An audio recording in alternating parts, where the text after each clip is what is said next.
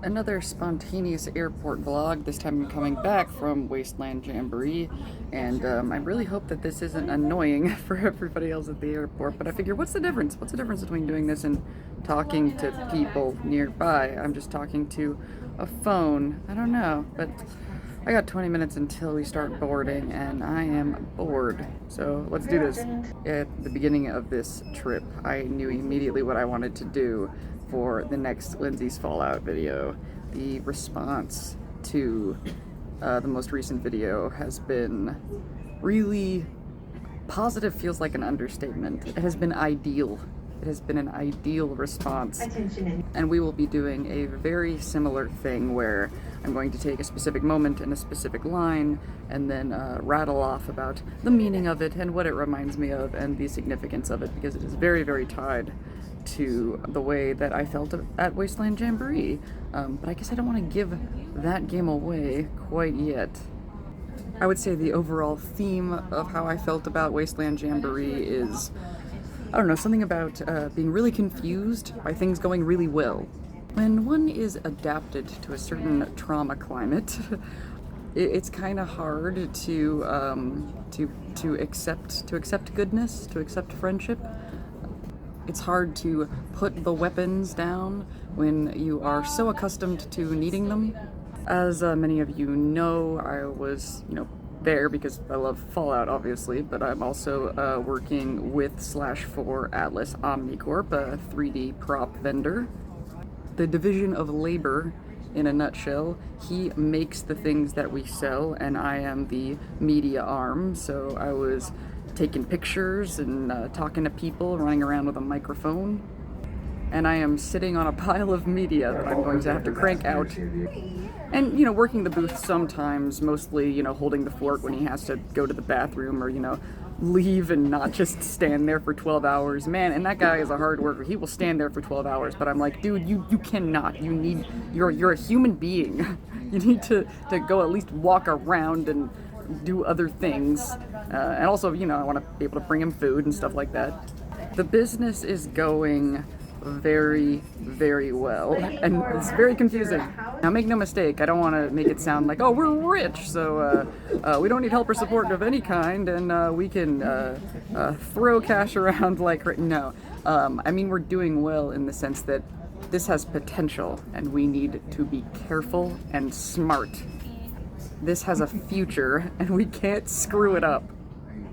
We have to make sound, grown-up business decisions, sound investment decisions, and be good to the people who are good to us. We seem to be generally well liked, which for a couple of nerds is also quite the shock. At this point, it's possible that many of you, especially those of you who were at the event, might be familiar with Toxic Trev, the legendary, prolific Power Armor cosplayer. But did you know he's a huge fan of the Dins? Did you know that he's a huge fan of this channel? In fact, this year he was cosplaying the Nuka Quantum Power Armor, which I was totally stoked about seeing in person because he's been sending me the behind the scenes as he was building it. And apparently while he was working on it, he was listening to my videos. So not only was that, moving to be a part of, Fallout cosplay history in that way, but it also just made me feel cool.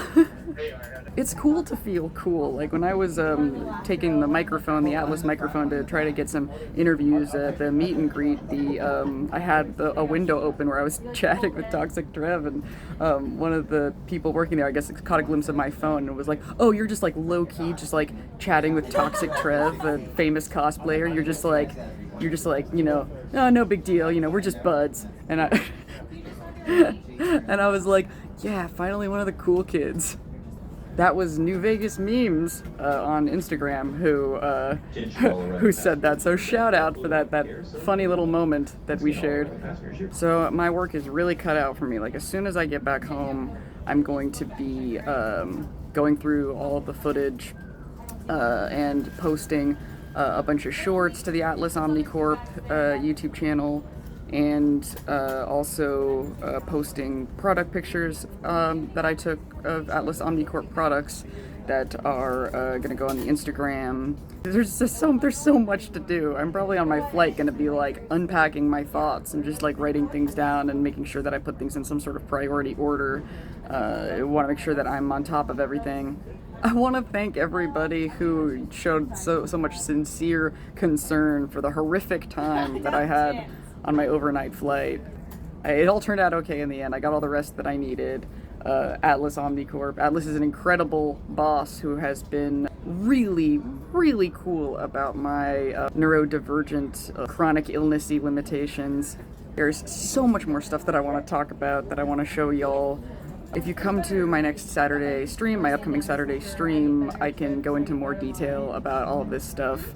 For now, if you're not already, be sure that you are following Atlas Omnicorp on obviously YouTube and Instagram, and if Blue Sky is your thing, I'm also posting to Blue Sky.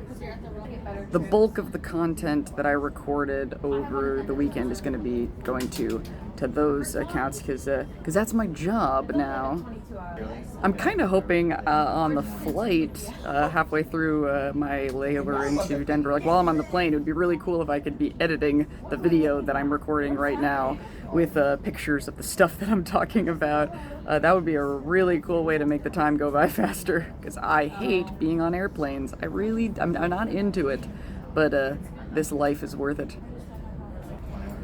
On that note, I will see you at the stream, and I will hopefully see you at the Atlas Omni. I mean, I won't see you at the Atlas Omnicorp channels, but hopefully you will see the stuff I recorded. Yeah, I'm really not good at these on-the-fly vlogs, but I hope we're having a nice time. Okay, bye.